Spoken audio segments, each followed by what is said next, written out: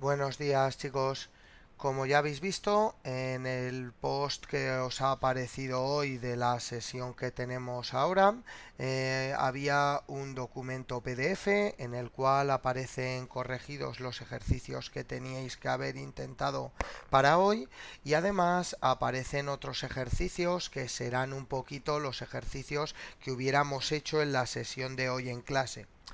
Además, también aparece este vídeo debido a que, bueno, voy a intentar explicar un poquito la teoría que vamos a ver nueva hoy, que se corresponde con la teoría que hay en la página 260 de vuestro libro.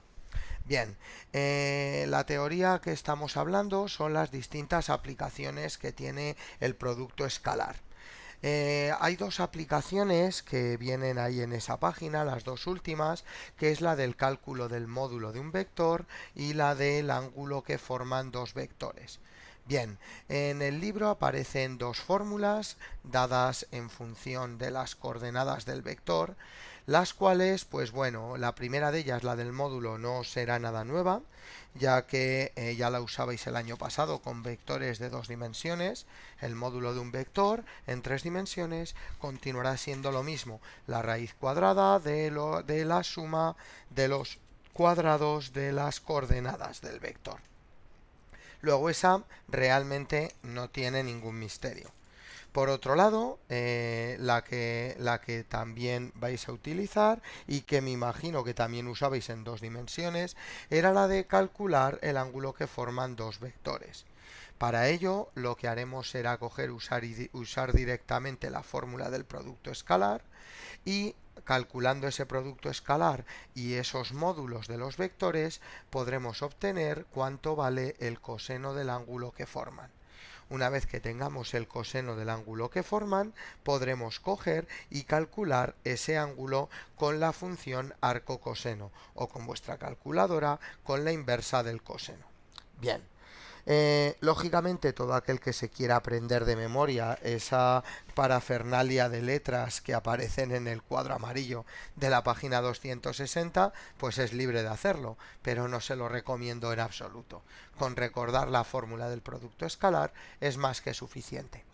Por otro lado, lo que sí que os quería explicar en el vídeo de hoy es un poquito el concepto de la proyección ortogonal de un vector sobre otro.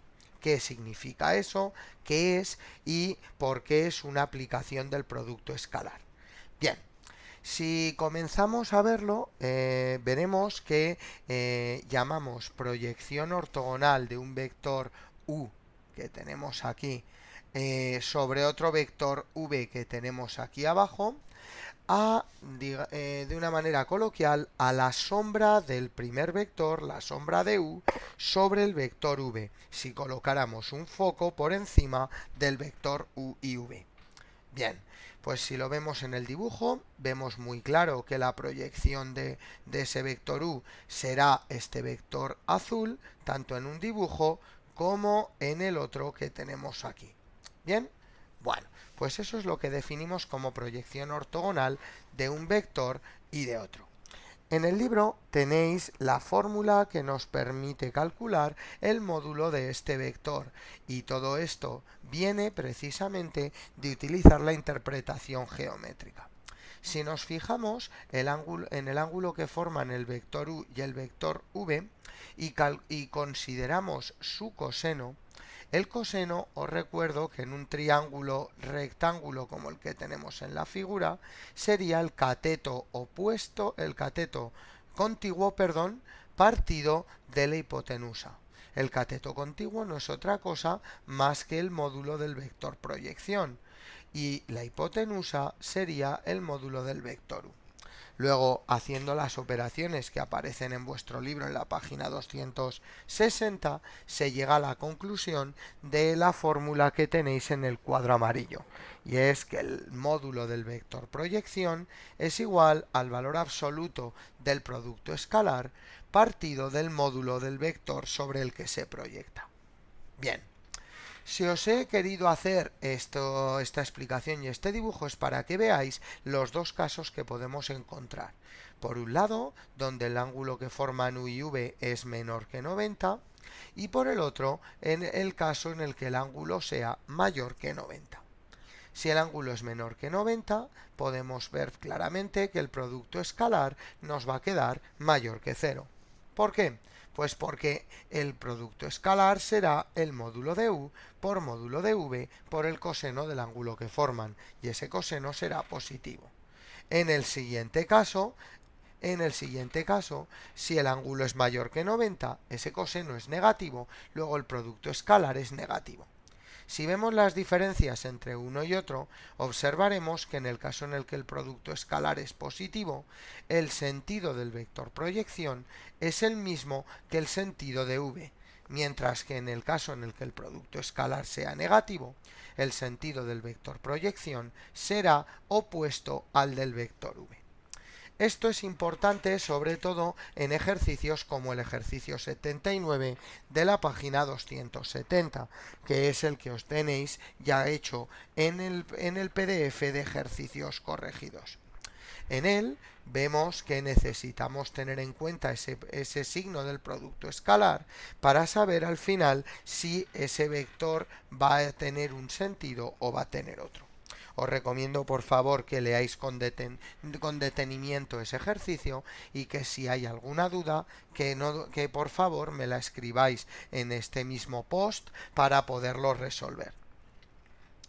Por último, comentaros que la idea para poder controlar que todos estéis pudiendo ver estas clases va a ser que en cada sesión cada uno de vosotros me dejéis un pequeño comentario en el post que hemos puesto ese día. Entonces, para que el comentario sea distinto y me garantice que el vídeo os lo habéis visto, en cada vídeo que os coloque os pediré que me escribáis una frase distinta para el post de ese día y así comprobar que en efecto el vídeo ha sido visto. En el post de hoy lo que tendréis que escribir es: he visto el vídeo de hoy. Bien. Una vez ya dicho todo esto, os voy a dejar aquí escrito los ejercicios que me interesa o que quiero que hagáis para el jueves, que intentéis para el jueves, para que si hay alguna duda, pues me podáis preguntar o lo que sea. ¿De acuerdo? Bueno, pues como siempre, si tenéis dudas, preguntadla también en el post para que todos las puedan ver y podamos ver todos las respuestas y pues bueno, espero que paséis una buena cuarentena y nos vemos el jueves. Venga, hasta luego.